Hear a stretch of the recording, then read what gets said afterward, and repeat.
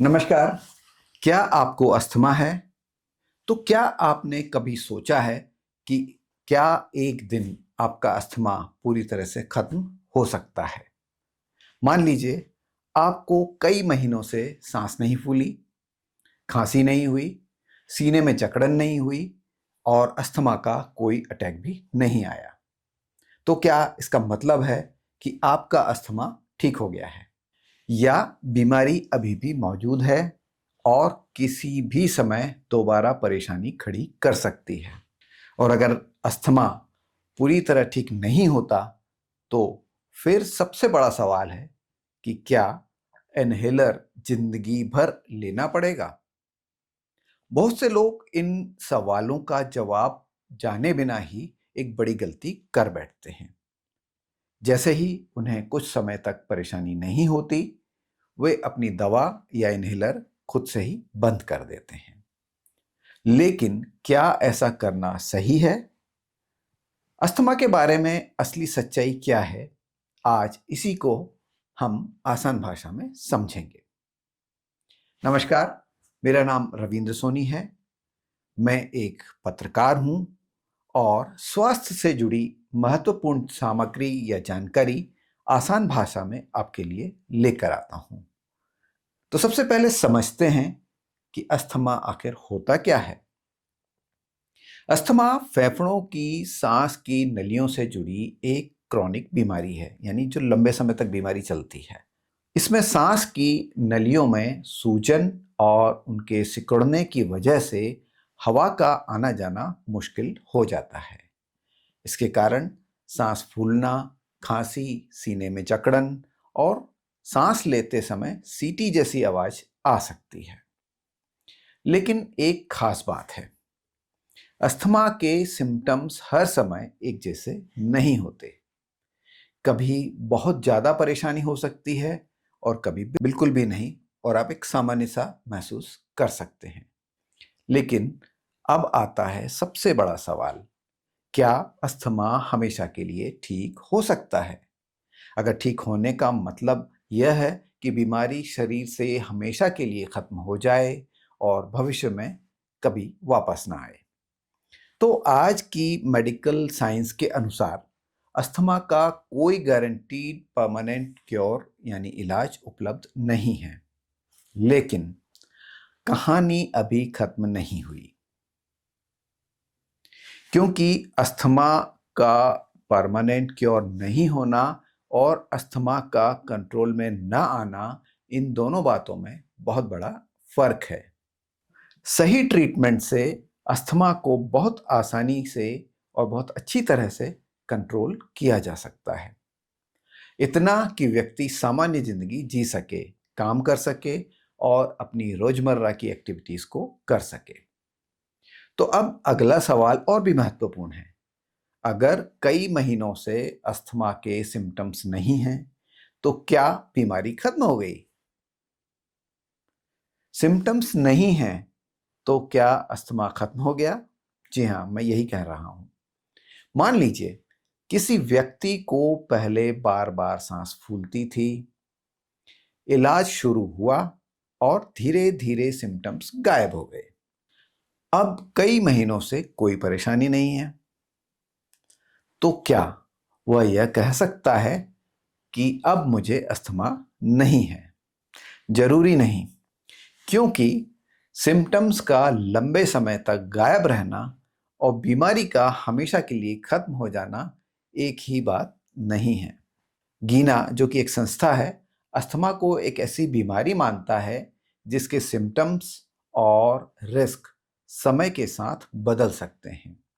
इसलिए लक्षण नहीं है, इसका मतलब यह नहीं है कि आप खुद से ट्रीटमेंट बंद कर दें। और यहीं से आता है यह सवाल जो आपके मन में भी है, क्या इनहेलर जिंदगी भर लेना पड़ेगा? इसका जवाब हर मरीज के लिए एक जैसा नहीं है। अस्थमा का ट्रीटमेंट व्यक्ति के सिम्टम्स, डिजीज कंट्रोल और फ्यूचर रिस्क के आधार पर तय किया जाता है। कुछ लोगों को लंबे समय तक ट्रीटमेंट की जरूरत हो सकती है, कुछ लोगों में समय के साथ ट्रीटमेंट को डॉक्टर एडजस्ट कर सकते हैं, लेकिन सबसे महत्वपूर्ण बात, इनहेलर या अस्थमा की दवा खुद से बंद नहीं करनी चाहिए। अगर आपको लगता है कि अब अस्थमा पूरी तरह से कंट्रोल में है, तो डॉक्टर से ट्रीटमेंट का रिव्यू कराइए। फिर डॉक्टर ये तय करेंगे कि ट्रीटमेंट उसी तरह जारी रखना है या उसमें कोई बदलाव किया जाना चाहिए। लेकिन यहाँ एक और भ्रम दूर करना भी जरूरी है। क्या इनहेलर सिर्फ सांस फूलने पर इस्तेमाल होता है? नहीं, सभी इनहेलर्स एक जैसे नहीं होते। कुछ इनहेल्ड मेडिसिन्स सिम्टम्स में राहत देने के लिए इस्तेमाल होती हैं, जबकि कार्डियोकोस्टेरॉइड जैसी एंटी इन्फ्लेमेटरी मेडिसिन्स सांस की नलियों की जो सूजन होती है उसको कंट्रोल करने के लिए दी जाती हैं और गंभीर अस्थमा अटैक के रिस्क को भी कम करने के लिए दी जाती हैं। अस्थमा को कंट्रोल करने में सिर्फ दवाई महत्वपूर्ण नहीं होती। अस्थमा के सिम्टम्स किन कारणों से आ रहे हैं या बढ़ रहे हैं उस पर भी ध्यान देना जरूरी है। कुछ लोगों में धुआं और एयर पोल्यूशन सिम्टम्स बढ़ा सकते हैं। कुछ लोगों में डस्ट, एलर्जेंस, मोल्ड या केमिकल फ्यूम्स जो हैं वो परेशानी पैदा कर सकती हैं। तो कुछ लोगों में ठंडी हवा या रेस्पिरेटरी इन्फेक्शन के बाद सिम्टम्स बढ़ सकते हैं। अगर आपको पता है कि किस खास चीज से आपके सिम्टम्स बढ़ते हैं, तो उस ट्रिगर से आपको बचना चाहिए। लेकिन याद रखिए, ट्रिगर से बचना अस्थमा का क्योर नहीं है। यह अस्थमा को कंट्रोल में रखने का एक हिस्सा है। और अब बात करते हैं उस गलती की जो अस्थमा कंट्रोल में आने के बाद बहुत सारे लोग करते हैं। अस्थमा कंट्रोल में आते ही यह गलती ना करें, जैसे ही सिम्टम्स कम हुए, दवा बंद, इनहेलर बंद, फॉलो अप भी बंद, और फिर कुछ समय बाद अचानक अस्थमा वापस। इसलिए यह समझना जरूरी है कि अच्छा महसूस करना अच्छी खबर है, लेकिन उसी वजह से ट्रीटमेंट को बंद करना सही नहीं है। अगर आपको लगता है कि आपका अस्थमा लंबे समय से कंट्रोल में है, तो डॉक्टर से बात करके ट्रीटमेंट की समीक्षा जरूर कराइए। क्या अस्थमा के साथ सामान्य जिंदगी जी सकते हैं? ये भी बहुत महत्वपूर्ण प्रश्न है जो आपके दिमाग में आ सकता है। जी हाँ, बिल्कुल। अस्थमा का मतलब यह नहीं है कि आपको जिंदगी भर डरकर रहना पड़ेगा। सही डायग्नोसिस, सही ट्रीटमेंट और अपने ट्रिगर्स को समझने से अस्थमा को काफी अच्छी तरह से कंट्रोल किया जा सकता है। WHO के अनुसार इनहेल्ड ट्रीटमेंट्स की मदद से अस्थमा वाले लोग सामान्य और एक्टिव लाइफ जी सकते हैं। यानी हमारा लक्ष्य यह नहीं होना चाहिए कि अस्थमा है इसलिए जिंदगी को रोक दो, बल्कि लक्ष्य यह होना चाहिए कि अस्थमा को इतना कंट्रोल करो कि अस्थमा आपकी जिंदगी को कंट्रोल ना कर सके। लेकिन एक स्थिति ऐसी है जहां इंतजार नहीं करना चाहिए। जी हाँ, ये बहुत महत्वपूर्ण बात मैं कह रहा हूं। अस्थमा अटैक कब गंभीर हो सकता है, अब हम इसकी चर्चा करेंगे। अगर सांस लेने में परेशानी अचानक बहुत ज्यादा बढ़ जाए, बोलना मुश्किल हो जाए, सांस बहुत ज्यादा फूल रही हो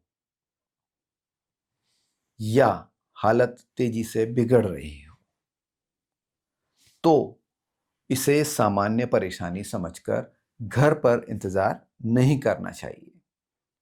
सीवियर अस्थमा अटैक जानलेवा हो सकता है और ऐसी स्थिति में तुरंत मेडिकल हेल्प की जरूरत पड़ सकती है। अगर डॉक्टर ने आपको अस्थमा एक्शन प्लान दिया है, तो ऐसे स्थिति में या ऐसे समय में उसके अनुसार कदम उठाना चाहिए और ज़रूरत पड़ने पर तुरंत इमरजेंसी मेडिकल केयर की मदद लेनी चाहिए। तो आखिर अस्थमा ठीक होता है या नहीं, हम फिर उस प्रश्न पर आते हैं। जी हाँ, और इसी प्रश्न से हमने हमारे वीडियो की शुरुआत भी की थी। क्या अस्थमा हमेशा के लिए ठीक हो सकता है? अगर ठीक का मतलब यह है कि बीमारी हमेशा के लिए खत्म हो जाए और दोबारा कभी ना आए, तो अभी इसका गारंटीड परमानेंट ट्रीटमेंट उपलब्ध नहीं है। लेकिन अगर ठीक का मतलब यह है कि लक्षण कंट्रोल में रहें, अस्थमा अटैक्स का रिस्क कम हो, आप सामान्य काम कर सकें, एक्टिव लाइफ जी सकें और अस्थमा आपकी जिंदगी को प्रभावित ना कर सके, तो हाँ, यह लक्ष्य बहुत से मरीजों में हासिल किया जा सकता है।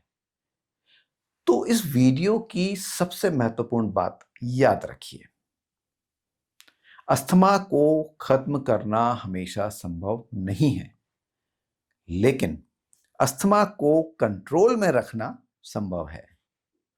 और अगर आपको लगता है कि आपका अस्थमा अब कंट्रोल में है, तो अपनी दवा या इनहेलर खुद से बंद करने के बजाय डॉक्टर से सलाह लेकर ट्रीटमेंट की समीक्षा कराएं। नमस्कार, मैं हूं रविंद्र सोनी और आप देख रहे हैं Ravindra Soni health and wellness. मैं एक डॉक्टर नहीं हूं, एक पत्रकार हूं।